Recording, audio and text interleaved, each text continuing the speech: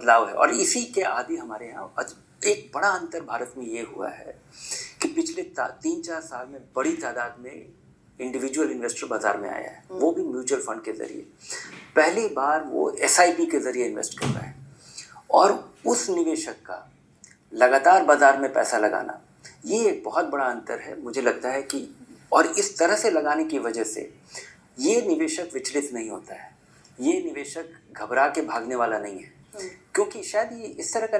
भागने वाले वो लोग हैं जो अचानक उनका एक दिन नींद खुलता है, उनको लगता है उनका पड़ोसी बना रहा है पैसा, उनका कॉलीग साथ में पैसा बना रहा है, लोग डींगे मार रहे हैं कि देखो मैंने यही लगाया, ये 2 गुना हो गया, ये 4 गुना हो गया, ये ऐसा हो गया, ये वैसा हो गया, ये FNO किया, ये किया, वो किया। एक जो बड़ा अंतर आया है कि लोग कमाते हैं, बचाते हैं और रेगुलरली पैसा लगाते हैं और लंबे समय के नज़रिए से, लंबा समय अगर बहुत लंबा नहीं भी हो तो 3-4 साल के नज़रिए से लगाते हैं। और पिछले 6-8 महीने में जिसने पैसा लगाया है SIP के ज़रिए, उसे ही लग रहा होगा कि उसका कुछ आया हुआ मुनाफा चला गया है, लेकिन 3-4 साल से जो पैसा लगा रहा है उसको पता चला है कि अच्छा खासा रिटर्न मिला है। उसके रिटर्न का एक भाग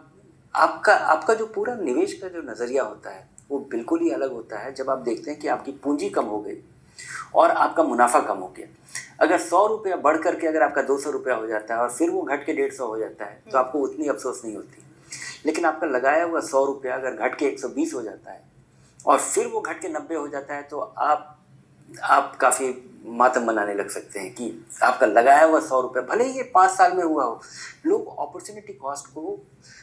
एट्रीब्यूट नहीं करते हैं कि वो एक, अगर आप कुछ नहीं करते और ये बैंक के में पड़ा रहता है या PPF में पड़ा रहता है तब भी 7-8% बढ़ता, लोग उतना मैथमेटिकली देखते नहीं हैं। तो ये अपॉर्चुनिटी लॉस का जो नोशन है वो बहुत ही सिंपल है लोगों के दिमाग में कि लगाया था 100 हो गया 90 खराब है, लगाया था 100 हो गया था 200, घट के अगर 110 भी हो जाता है तब भी आपको लगता है कि चलो मैं तो मुनाफे में हूँ। तो अभी ये जो सिप इन्वेस्टर है इसको आप क्या बोलना चाहेंगे, क्योंकि आपने जैसे कहा अभी हमने देखा